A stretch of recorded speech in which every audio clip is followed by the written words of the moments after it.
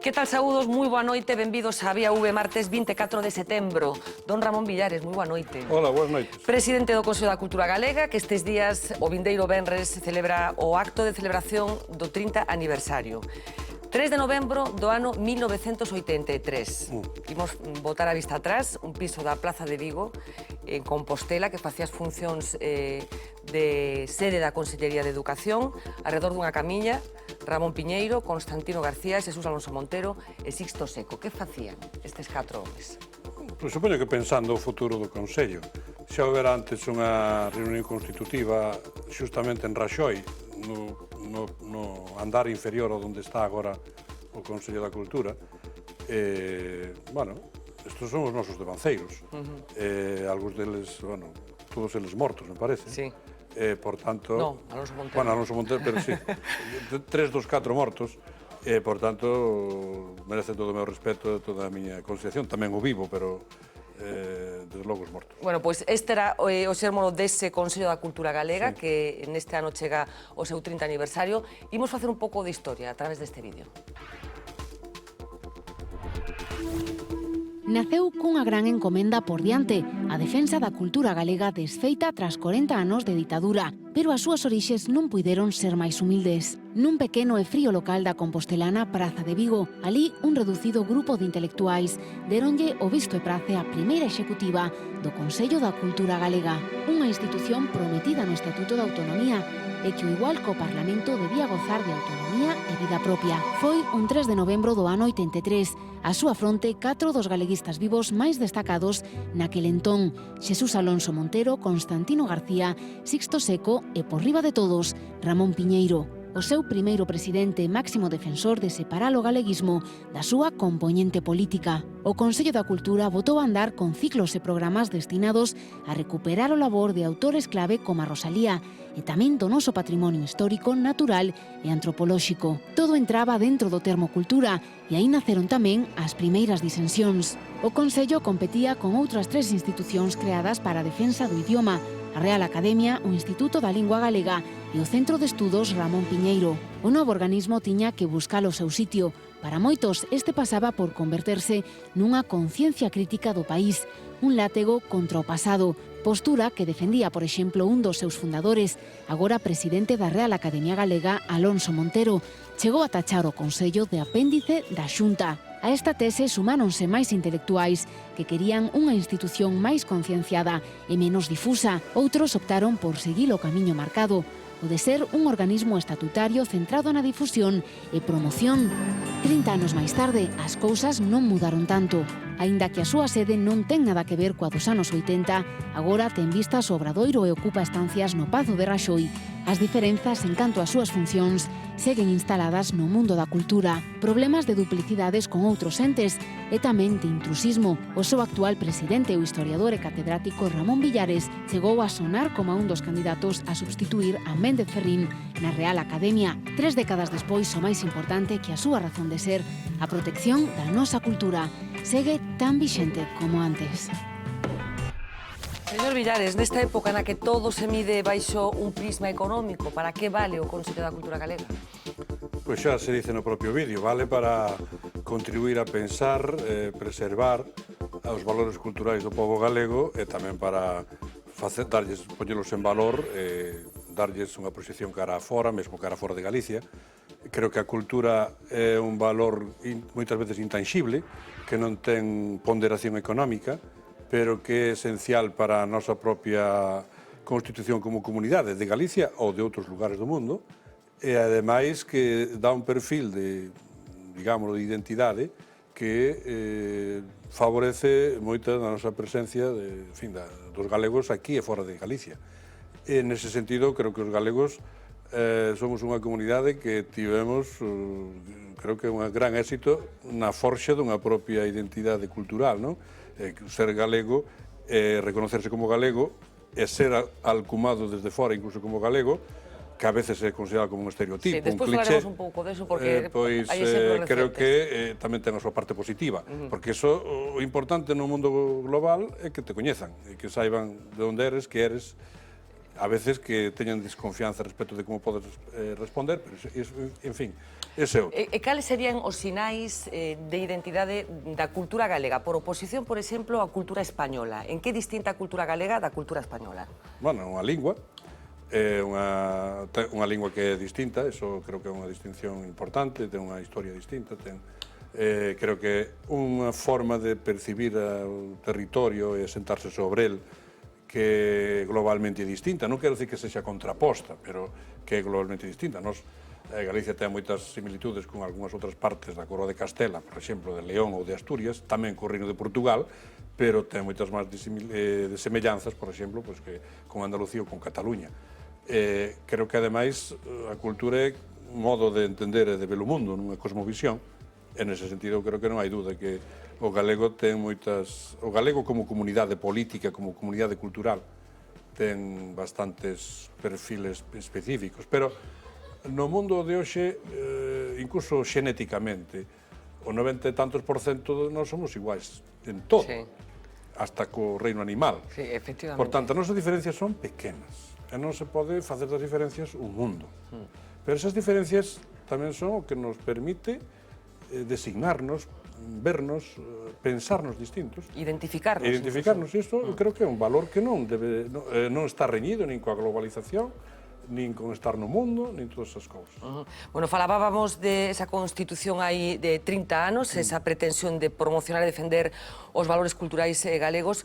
Que temos agora que non tiñamos hai 30 anos e que lle debamos ao Consello da Cultura? O digo para que a xente visualice exactamente dun xeito concreto as cousas que fai o Consello, que está aportando a este país. Sí. Bueno, debémoslle, para empezar, esa labor de preservación con un grupo de arquivos que temos, arquivos da palabra e arquivos da emigración e arquivos da lingua, que creo que son fundamentais para poder transmitir ao futuro moito do que foi toda a cultura galega no exterior e tamén no interior. Temos grabacións de conferencias aquí en Buenos Aires, temos discos de lousa ou de pizarra en números bastante elevados, temos rexistros de emigrantes que pasan do 1.000.000, temos 50 ou 60.000 fotografías, en fin, e que temos que incrementar todo eso. É unha parte.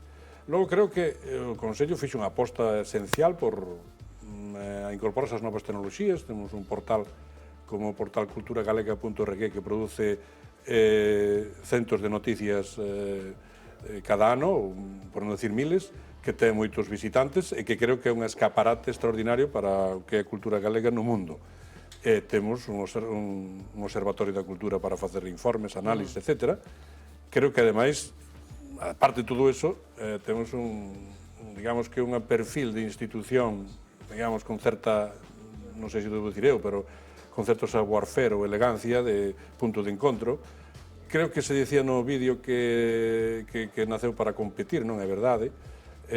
A Academia e o ILGA forman parte do Consello desde o principio. O Centro Ramón Piñeiro, que non ten nada de instituto, que é centro, foi creado moito despois. E ademais benvido, e eu non teño ninguna dúbida sobre eso, pero o Consello é como unha institución de institucións, de modo que, nese sentido, creo que debemos valoralo como un lugar que representa, xestiona e ao propio tempo proxecta o valor cultural de Galicia e os valores culturais de Galicia dunha forma que sexan independentes, plurais e aceptables para unha gran parte de xente. Non pode ser para todos, pero a eso aspiramos. Vostede é historiador, ademais de presidente do Consello da Cultura. Sobre todo historiador. Falábamos deses arquivos que administra e que custodia o Consello da Cultura. Que importancia ten a memoria para a construcción? Tense falado moito da memoria, dende un punto de vista polémico incluso. Que importancia ten a memoria? Para min ten moita. Eu non confundo coa historia, porque a memoria ten moito componente individual, de experiencia, e a historia é máis ben unha construcción racional. Pero a memoria é esencial para a especie humana. Todo facemos con memoria. Temos memoria e palabra. Se somos bípedos, que falamos, e bípedos que recordamos. Incluso non falando podemos existir. Se non recordamos, non podemos existir, non sabemos quen somos. Eso, por exemplo, vese coas enfermedades que, desgraciadamente, hai agora moitas no mundo occidental, especialmente, non? E, por tanto, a memoria é algo esencial. Isto para o individuo, pero tamén para a colectividade. E por que é esencial? Porque a esencia da especie é que aspiramos non só a dominar a natureza, sino que aspiramos a facer pronósticos sobre o futuro, a pensar o futuro. E o futuro, que só pensamos como especie nós, pois está indefectiblemente vinculado ao que somos e ao que fomos. E, por tanto, aí a memoria é esencial. Eu non digo... A historia non é o estudio do pasado. A historia estudia o pasado para entender o presente e para, en certo modo, poder construir o futuro. E aí a memoria é unha parte. Logo hai esta derivación que en España últimamente foi moi famosa, da memoria histórica, que é casi unha contradición en sí mesma, que ten que ver pois, con un suceso moi concreto, que son a Guerra Civil, a represión... Pero un fenómeno que non deixa de estar presente, porque estes días, hoxe mesmo, sabíamos ese proceso que está abrindo en Argentina, non? Bueno, aí tuvo moita repercusión, por exemplo, en Alemanha, en Italia, en Francia, é dicir, en Camboya, pois, hai hasta monumentos á memoria das víctimas dos Yemeres. Dos Yemeres roxos. E, bueno, en fin, que a memoria en Argentina, que vou dicir. É dicir, que a memoria tamén, pero a memoria aí ten un componente político. Pero por que incomoda tanto, ás veces, a memoria?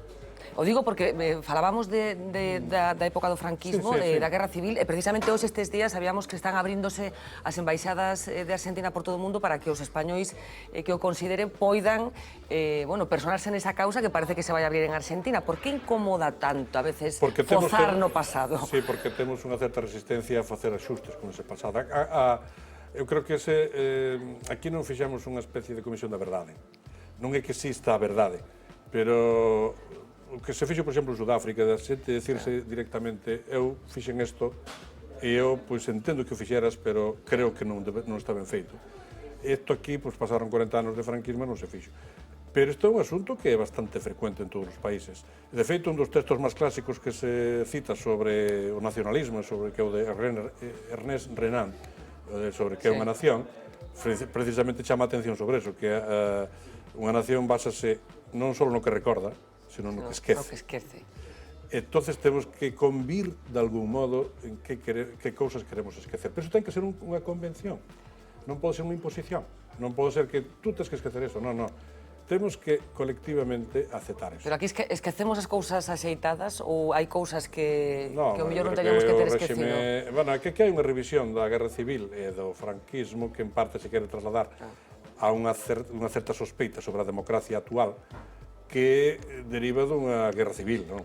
Entonces, eso é moi forte, unha guerra civil, non? Pero tamén houve guerras civiles no século XIX, guerras carlistas, e houve guerras de religión que foron extraordinariamente sanguentas nos séculos XV a XVI. Bueno, hai moitos outro tipo de guerras. Bueno, eu creo que isto forma parte da nosa propia esencia, non? Non só como galegos, como españois, como europeos. Europa, en certo modo, é o continente da memoria. Isto está moi a flor de piel, non? Porque además tuvemos moitas guerras, moitos conflitos. Voltemos ao Consello. Lembrábamos aí unha crítica que facía Xesús Alonso Montero nos inicios, nos albores da institución. Reclamaba un espírito crítico por parte do Consello da Cultura Galega, unha revisión, digamos, ou unha interpretación crítica do que estaba acontecendo. Está cumplido con ese papel o Consello? Coida vostede que é suficientemente crítico co que está acontecendo nestes intres? Creo que sí, pero eu creo que o Consello non é unha plataforma de reivindicación ou de movilización cultural. Para iso hai outros ámbitos que son moi lexítimos e incluso moi valiosos. O Consello, como dixen antes, é unha institución de institucións. E unha cultura é madura e unha sociedade é madura cando ten institucións que están por riba das persoas. Por tanto, o Consello ten que aspirar a estar por riba das persoas. E non pode ser unha especie de institución contingente que nun momento determinado actúa. A crítica que se decía de que era apéndice da Xunta, eu creo que non. É natural, porque hai unha confusión, ademais, co que é a Xunta. O Consello ten unha fortaleza extraordinaria porque, mira, foi introducido no texto estatutario por aqueles diputados da UCD que estaban menos próximos galeguistas. Foi desenvolto como lei por un partido que inicialmente non era autonomista como era a Alianza Popular, pero por unha persona que sí tiña unha raíz galeguista desde a República, de antes da República, era Filgueira Valverde. E logo foi presidido na súa fase inicial por un diputado que estaba nas filas do Partido Socialista e que viña de todo o Grupo Galaxia e toda a oposición ao franquismo dos anos 40. Entonces, o propio Consello, na súa propia andadura inicial, incluída a presencia de Isaac Díaz Pardo, de Constantino, de Alonso Montero, de outros que estaban ali, que agora non lembro, pois revela que tiña unha vocación de ser integrador, e de non ser unha institución partidaria. Claro, pero supoño que hai momentos nos que hai que... Bueno, Consello, que sei, no camiño, por exemplo, con algúns informes técnicos, con o Camiño de Santiago, coa lingua, con algunhas propostas sobre centros que había que abrir en Galicia, co dereito civil galego, en fin, creo que se manifestou dunha forma que lle corresponde ao Consello. O Consello non pode facer un manifesto no sentido de un xesto, non? Ten que facer informes que teñen algún tipo de influencia na sociedade e nos poderes públicos. Claro, pero supoño que ten opinión como institución e vostede como presidente, entón falábamos da lingua, ese asunto que non acabamos de arranxar entre todos, seguimos falando de lingua, seguimos falando dese decreto do plurilingüismo famosísimo con últimas decisións judiciais, e hoxe quería compartir con vostede parte da discusión que aconteceu hoxe mesmo, decía, no Parlamento galego en torno ao galego, para que vostede me explique que narices pasa neste país co tema do galego. Imos velo. A lingua galega está nunha situación crítica e frente ás situacións críticas os gobernos teñen que decidir se se deciden actuar en defensa do idioma galego ou se vostedes queren seguir con esa política lingüicida. Supoño que escoitaremos hoxe aquí moitas declaracións de amor para a lingua galega por parte do Partido Popular, pero eu creo que efectivamente a lingua non necesita palabras de amor, necesita feitos concretos que demostren que ese amor é real. Dice vostede que o galego non necesita palabras de amor, probablemente. Eu do que sí estou seguro que o que non necesita o galego son palabras de odio e de rancor. Entre o 2003 e o 2008, en 5 anos nada máis, o índice de monolingües en galego caeu un 13%. Esta caída manifesta de forma clara o triunfo da ideoloxización da diglosia, onde a lingua dominante A, o castelán, acapara cada vez máis espazo a costa da lingua B, o galego. Este proceso de substitución, de desgaleguización, será ruinoso se non se frea desde xa. Alguén dedicouse a prenderlle lume a ese consenso que tiñamos na Galicia en torno a nisa lingua. Prenderonlle lume e de súpeto xa non superon controlar o que estaba a arder e puxeron en perigo un elemento fundamental do noso país. E dende entón, así nos vai. O que realmente pretenden vostedes é expulsar o castelán dos espazos públicos de Galicia, convertir o castelán nunha lingua marxinal e residual co mismo carácter que calquera lingua estranxeira en Galicia. Establecemos como eixe fundamental da política lingüística para esta legislatura a ampliación dos usos do galego na sociedade. E así se está a facer por parte do Departamento de Política Lingüística.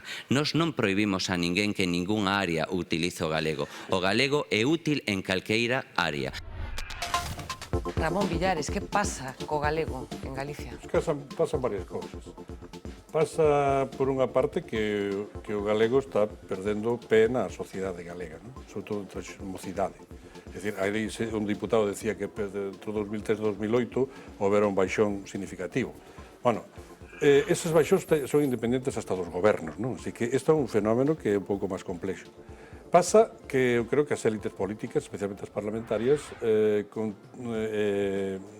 fan do galego un motivo de discusión, de debate, non desde o punto de vista normativo, desde o punto de vista do seu uso, sino directamente político. Entón, o galego, como lingua, perde a súa condición de instrumento de comunicación e de ser, como deberá ser, un pouco neutral. Claro, eu non descoñezo que o galego ten moitos problemas e que ten a beira unha lingua moi poderosa como o castelán, que non está en perigo en Galicia, como dice o diputado meu querido amigo Agustín Bamonde, sino que goza de boa saúde, aquí e en todo o mundo, que naturalmente isto que obriga que os gobernos e a sociedade galega, non só os gobernos, teña unha consideración especial co galego. E aí é onde o Consello foi a primeira institución cando se albiscaba, ainda non estaba publicado o decreto de plurilingüismo, fixe unha proposta ao Parlamento reclamando xustamente un tratamento de carácter parlamentario e ao propio tempo de consenso sobre esta materia. E algunhas das cousas que ali se alegaban, incluso despois que se leu sobre consulta aos pais e outras cousas, pois xa estaban nese propio texto e estaban no informe que se fixo despois. De modo que o Consello non estuvo quieto. Vostedes están de acordo con esa consulta aos pais? Non. En contra. En contra. Decíase que eso que non debía ser así, que xustamente que a lingua galega ten que ter un plus de protección. Discriminación positiva, que se chama. Isto non é un plus de protección, non é porque ser débil ou por tal, é porque hai que revertir unha situación que históricamente son moitos anos, séculos, no que estuvo nunha situación non só diglóxica, sino maravillosamente instalada nunha comunidade rural que a tiña como tal, que consideraba que era a lingua propia dela, que non se facía ningún problema, pero que non era lingua de cultura. E isto, cando se trasladou, digamos, no século XX ao mundo globalizado e urbano, é onde veo o problema para o galego, que non deu ese salto, non puido dar ese salto. Falaba un dos diputados de ideoloxización da diglosia, era a expresión que utilizaba. Apelaba vostede a necesidade de que o galego fora unha cuestión neutral, a vista está que non o é. Está ideoloxizado o idioma, a lingua? Bueno, eu creo que está utilizado partidariamente, en xeral. O sea, que se utiliza como... é dicir, que está en perigo de que non haxa consenso sobre él. E isto que me parece que é lamentable. Agora, é inevitable. Quero dicir que non é inevitable no sentido que, en fin, as dinámicas políticas van por onde van. E, por outra parte, hai exemplos comparados que revelan que con situacións de certo consenso as linguas, incluso minoritarias, poden recuperarse ben, por exemplo, o País Vasco, onde houve un consenso nacionalistas non nacionalistas, PNV, Partido Socialista, bastante intenso durante uns 20 anos. E hai lugares donde aparentemente se partía dun bon suposto, por exemplo, Irlanda, que se foi nunha dirección contraria. Entonces, creo que temos que aprender tamén a escarmentar na cabeza dos outros. Non podemos nós mesmos tirar pedras contra o noso tellado. Eu creo que isto vale para todos os partidos, vale para as institucións, vale para a sociedade galega. Eu estou seguro que moitos rapaces e rapazas que aprenderon o galego no liceo e nos seus estudios primarios e secundarios o coñecen, entenden, son capaces de lo, pero moitas veces non o falan por algúns prexuicios ou por evitar certas identificacións. Pero ese é un valor que está aí.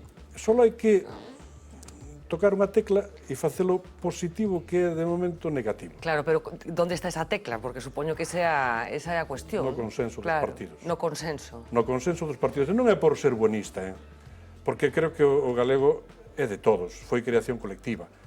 As linguas é unha maravilla, porque as linguas son creacións colectivas e expresión individual. Dúas persoas non poden falar ao mesmo tempo.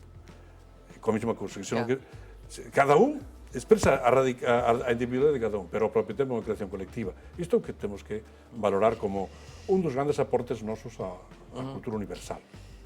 Temos exemplos, autores literarios, poetas, escritores, cantigas, en fin, figuras como Rosalía, como Cunqueiro, que son unha aportación extraordinaria e creo que temos que ser congruentes con eso que os devanceiros nos deron. Bueno, estamos en pleno sarpullido soberanista, poderíamos falar tamén de eso, pero vostede propuxo no seu momento que este país no que vivimos se chamara Nazón de Breogán. Que foi daquelo? Pois que quedou nada. Que pretendía con esa denominación?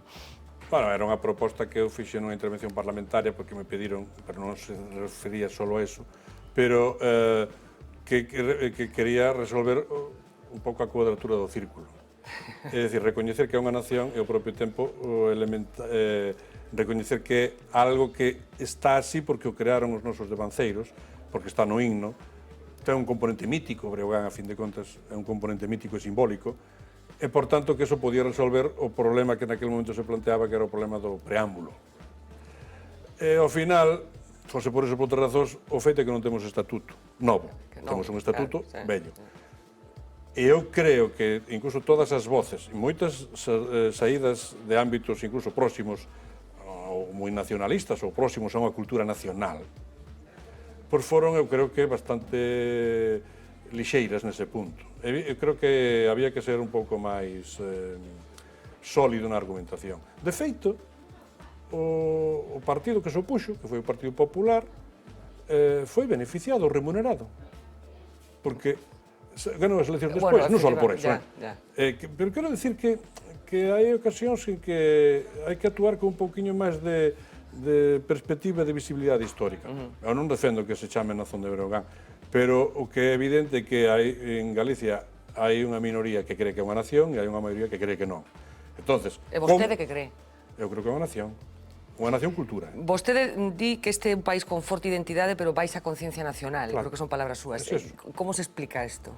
Pois creo que temos unha forte identidade, digamos, xurdida da nosa propia cultura de civilización rural, religiosa, un pouco casi moi vinculado ao territorio, que se expresa na música, na comida, na forma de enterrar os seus mortos, de casarse, de relacionarse entre as persoas, que é o que se percibe cando a xente galega está fora tamén.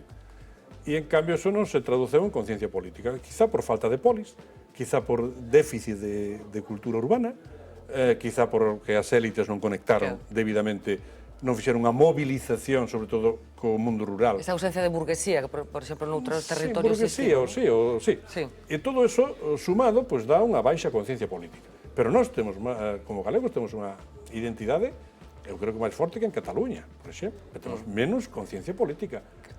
Isto é un dato que se pode revertir, pero hai que traballar. Nestes momentos está así a cousa. Nestes momentos, eu creo que por algún tempo vai estar así. Eso ves incluso estadísticamente. Pero incluso, o sea, esa ausencia de conciencia política, como encaixa con esas peticións expresas que están facendo algúns grupos políticos nestes intres? Estou falando especificamente do Bloque Nacionalista Galego, coincidindo con esa deriva soberanista de Cataluña, de reivindicar algo semellante para aquí, para este país. Bueno, eso é legítimo que faiga. Incluso, isto foi un debate que no galeguismo histórico, é dicir, no galeguismo da República e despois, no exilio, sempre estivo presente. Houve incluso un sector arredista, é dicir, dos que se querían separar, arredarse significaba eso, que foi minoritario, porque Castelao non militaba neso, nin Otero Pedrallo, nin Piñeiro, nin moitos outros nin moitos dos que despois formaron o novo nacionalismo da posguerra, pero ese debate sempre estivo presente. É dicir, e eu creo que, se se fai políticamente con argumentos, en democracia todo é posible, sempre que se respeten as normas e os procedimentos. Todo é posible. Non hai ninguna opinión que sexa realmente penalizable. O que é penalizado son as accións, son os delitos, en fin. Pero o que son as opinións non é penalizable. E isto, non lle vexo ningún problema maior. Eu creo que pasa que veremos cal é a resposta. Pero xo verán os partidos que propoñen. Eu non vou entrar neso. Bueno, falábamos un pouco da imaxe que transmitimos os galegos fora, tamén esa construción do que somos, do que queremos ser. Os exemplos poderían ser moitos, porque dun xeito casi sistemático aparece unha anécdota que permite ilustrar isto que imos falar. A última ten que ver co rei, ca operación de cadeira que se está sometendo o monarca nestes intres, unha rolda de prensa que se daba no Palacio da Zarzuela o pasado fin de semana, cun médico de orixen galego, concretamente de Lugo, que respostaba dun xeito moi concreto a unha pregunta e o jefe da Casa do Rei facía unha mención ás súas orixes. Imos velo para comentar por que suceden estas cousas. Hasta que no le operen por primera vez, no vamos a saber si le van a tener que intervenir después o con los informes estos de patología y tal que nos ha comentado, ya se sabría si puede ser en un tiempo o en 2 tiempos. Exactamente.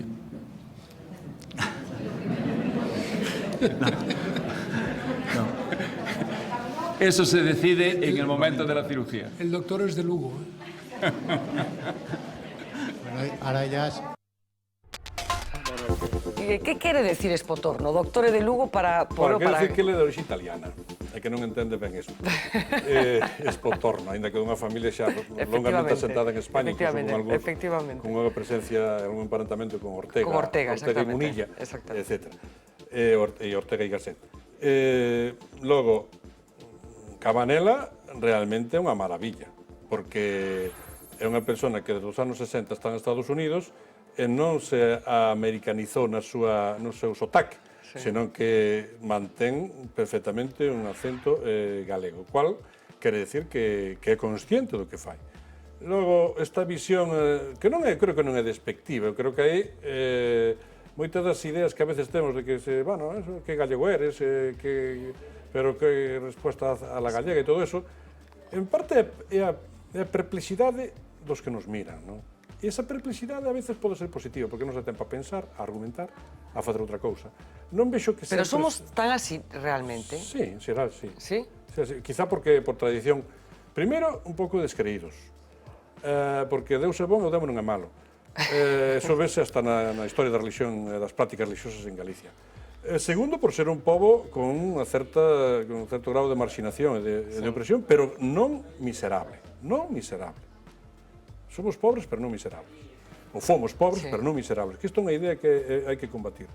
E logo, en terceiro lugar, temos digamos que unha impregnación cultural bastante forte, non só lingüística.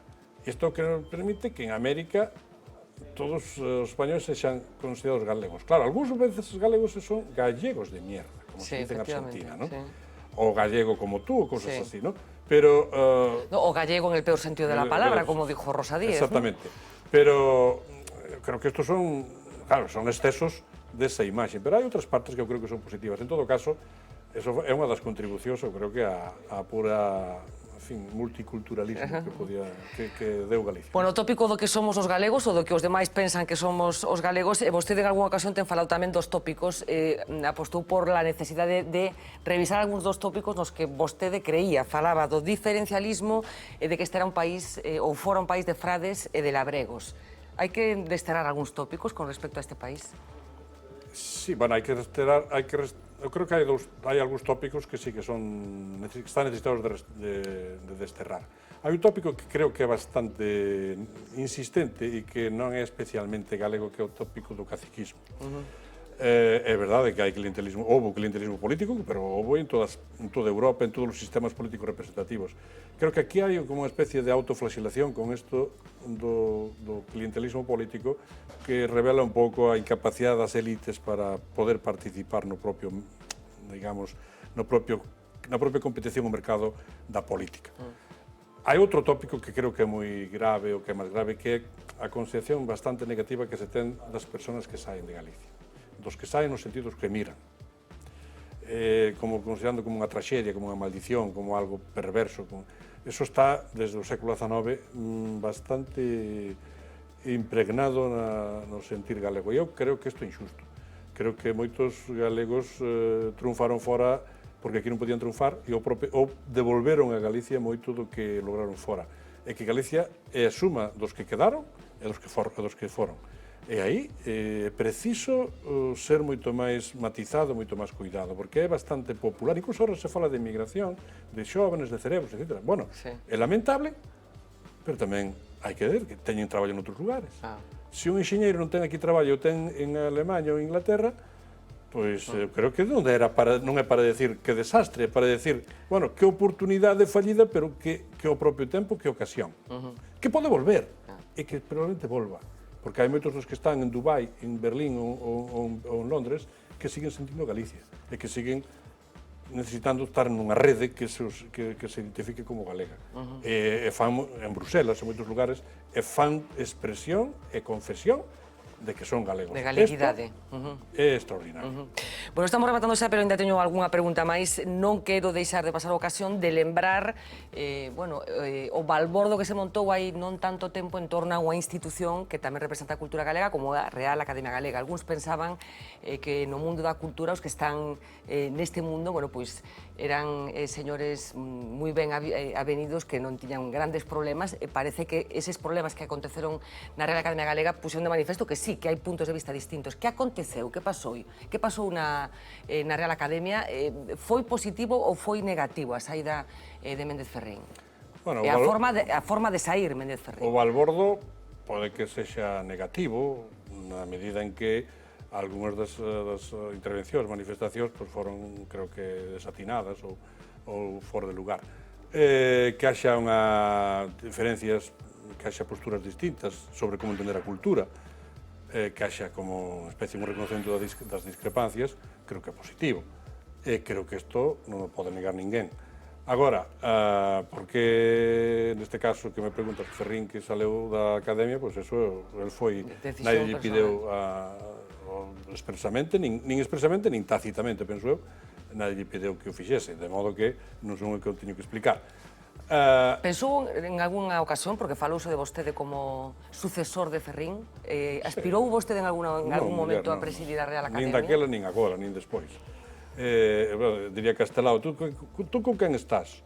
Cos de antes ou cos de agora? Con ningún deles, nin cos de despois, non? Dicía Castelao. Pero non quero que isto se extrapole ao que está aquí. O que quero decir que eu creo que aquí unha consideración persoal está fora de punto. Isto é un asunto que ten que ver coa institución. As institucións están por riba das persoas, xo dixen antes, e creo que a Academia é un exemplo deso. Leva 100 anos cos seus altibaixos e seguirá. Por tanto, pois eu creo que foi para min e para moitas persoas que estamos ali dentro, pois foi foron uns momentos, uns meses, pois un pouco desagradables, podemos dicir, porque non gusta estar constantemente nas primeiras planas dos xornais.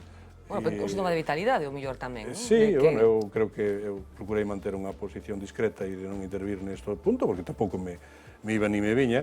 Creo que toda esta idea de que hai unha competencia entre institucións culturais é excesiva e non é real, é que o propio Consello é unha expresión de como hai moitas institucións que aí están, e que tampouco nadie se pode arrogar a representación única de un valor tan plural como é a cultura galega. E a lingua en particular. E a lingua en particular. Hai discrepancias e hai diverxencias e hai posicións diferentes. Dúas preguntas para rematar. A primeira, como historiador, hai que considerar que como consecuencia desta crise económica brutal que estamos vivindo, España, Galicia, Europa non van ser igual do que foron ata o de agora, que o século XXI pinta dunha forma completamente diferente do que foi o XX. Vai ser peor ou vamos vivir peor do que vivimos ata o de agora? Bueno, eu creo que como vivimos sobre todo na primeira década até o ano 8, nesta especie de alegría desenfrenada, que recorda un pouco todos os anos 20 que se vivían en Nova York e en Estados Unidos en xeral, antes da crise do 29, probablemente non volvan e non é recomendable que volvan. Agora, recuperar un pouco os folgos e poder reemprender a marcha, Europa ten o difícil porque fixo algunhas opcións estratégicamente moi complicadas, como por exemplo unha inmensa deslocalización industrial e unha traslación aos países do antigo terceiro mundo do poder, da capacidade manufactureira que se pensaba que só con ter o control financiero era posible. Creo que Europa vai ter que repensar iso, vai ter que volver a ter localización industrial, vai ter que afianzar o seu propio goberno europeo se quere sobrevivir como tal, e sobre todo, e isto vai ao terreo onde eu estou, creo que hai que pensar a Europa en términos de considerar a cultura como un dos sectores estratégicos que pode permitir ver luz ao final do túnel. Non é o único, a cultura non vai resolver os problemas de Europa, pero creo que a cultura é un sector que é capaz de incorporar, en fin, de combatir o paro, de incorporar a moita xente ao mercado do traballo. Xusto hai moita xente que pensa o contrario, que nestes momentos a cultura é o máis prescindible de todo o que temos diante. Pois eu creo xustamente o contrario. Permítame os telespectadores que leve a contraria. Eu creo que o que pasa é que non é que sexa o que eu penso, pero que hai moita xente que fai isto, que non tendo para comer porque vamos ter libros, non? Estou dicindo unha barbaridade que seguro que ten escoitado. Pero ao final, se tes libros, tes outra cousa. E se non tes libros, non tes nada. E creo que se reduce todo o debate a ter só un mendrugo de pan, pode que quede sin o mendrugo de pan. 30 anos, Consello da Cultura Galega, o venres eses actos de conmemoración, de celebración. O reto para o futuro, Ramón Villares, que o que quere ser o Consello da Cultura no futuro inmediato? O Consello está se reinventando en certo modo de forma sucesiva e constante, por tanto non está estable, non está estático, sino que vai mudando. Eu creo que agora temos, así como afrontamos desafíos anteriores para incorporarnos ás novas tecnoloxías, para proxectarnos cara fora, que non estaba pensado nas bases iniciais, pois agora tamén creo que hai retos que van ter que ser, digamos, que explorados e feitos hai un reto que é seguir colocándonos neste mundo local, é dicir, global, local. Creo que nós temos que velo desde o local, pero temos que estar no global. Temos que adecuar a cultura a unha sociedade máis democrática do que era hai 20 ou 30 anos, con un acceso moito máis universal, con dificultades para remunerar a creación. Temos que resolver tamén o problema de aquel que crea, como pode ser de algún modo reconhecido. Aquel que quere comer, e de momento ten complicado. Sí, eu creo que tamén hai que resolver algúns problemas que teñen que ver coa participación plural, público e privado na cultura e incluso na súa propia xestión. Hai lugares, poñamos por caso o Estado de São Paulo, donde hai unha combinación de público e privado que funciona bastante ben, con leis de incentivos fiscais que son bastante remuneradoras para as iniciativas que fan, por exemplo... Pero que falamos de mecenazgos, por exemplo. Sí, mecenazgos, pero tamén participación de empresas, pero sin que eso signifique privatización. O que sucede é que a cultura hasta agora foi entendida moitas veces dun modo diletante, amateur, con unha xestión que pode facerse así de calquera maneira. Creo que a cultura ten que xestionarse como tamén o mellor, espero que mellor, que o sector financiero, que o sector productivo como a pesca, ou que a agricultura, ou que a automoción. E, por tanto, ten a obriga, pero tamén a necesidade, a obriga de facelo e a necesidade de ser vista así. E este discurso yo compra, por exemplo, o presidente da Xunta actual? Eu vendo, pero non teño moitos compradores. Non? Pois habrá que insistir na mercancía. Sí. Porque a mercancía supoño que ten calidade para ser comprada. Eu penso que sí. Gracias.